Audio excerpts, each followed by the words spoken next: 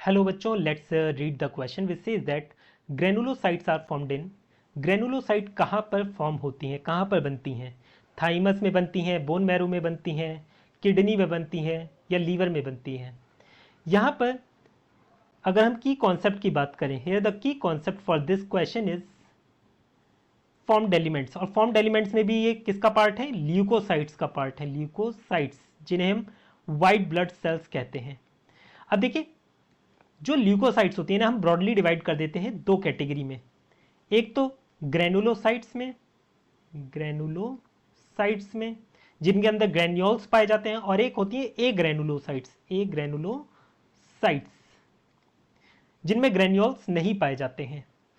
और ये दोनों ही कैटेगरी, ग्रेनुलोसाइट्स और ए ग्रेनुलोसाइट्स, इसके अंदर क्या आते हैं? देखिए, ग्रेनुलोसाइट्स के अंदर आते हैं तीन तरह के cells, neutrophils, neutrophils, basophils and eosinophils, ये इसके अंदर आते हैं।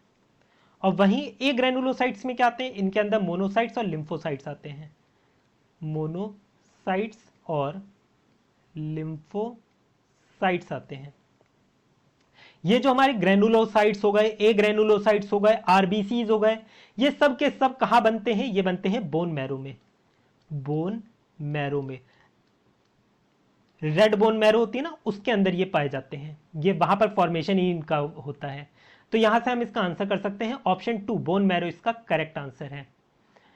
बाद में हमारी जो लिम्फोसाइट्स होती है ना, टी लिम्फोसाइट्स, वो मैच्योर होने के लिए थाइमस में आ जाती है, पर बनती है कहाँ है? बोन मैरो में बनती है। तो ये तो इसका आंसर होगा नहीं।